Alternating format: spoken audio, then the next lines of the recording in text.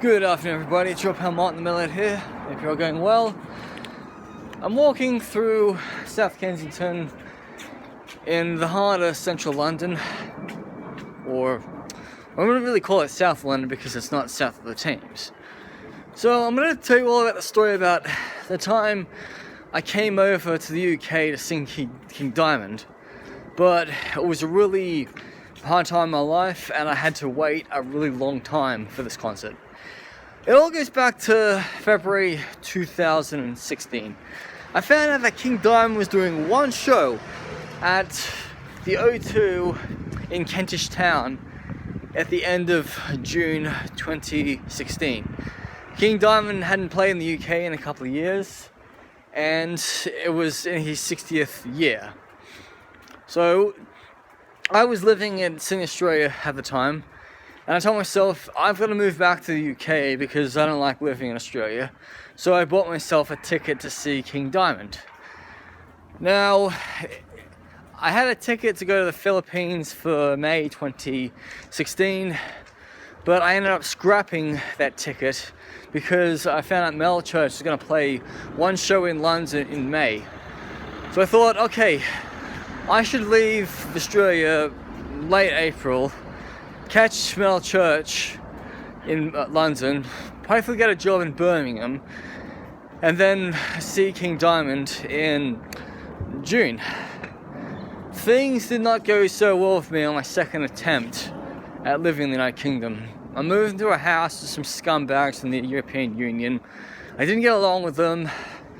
After 8 days, I told them where to go stick their opinions about my room and body odors up their ass.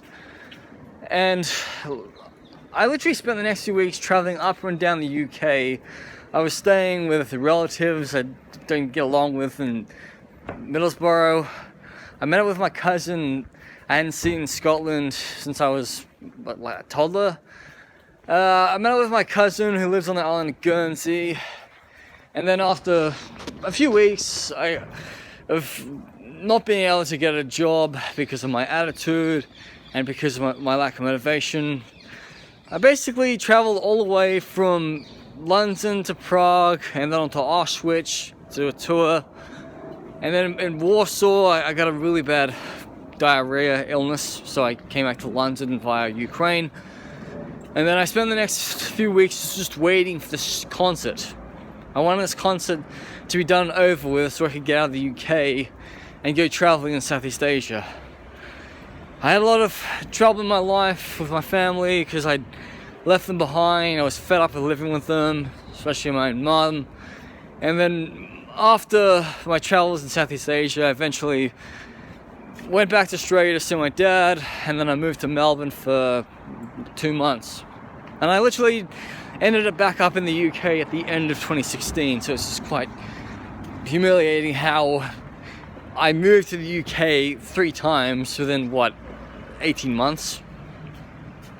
But this time, on my 3rd attempt, I basically got my job in Brum, and I ended up moving to London in June 2017, which was a whole year after the King Diamond concert. So, whatever you do in life, don't give up on your dreams, okay, I guess. Because if you do, you'll look back on your deathbed and be like, God damn, I wish I did this, I wish I did that, and the other. I see so many dickheads in life who literally wish they could have traveled, but they're stupid because they don't know how to use a condom. But having a family shouldn't stop you from traveling. It's basically what you gotta do with work, what you gotta do with money, okay? If you have 1 or 2 children, that's easy enough to travel with. But for fuck's sake, you shouldn't be traveling when you have 4 kids. Unless, of course, you are a rich person. Anyway, it's Martin Metalhead. I'm over and out.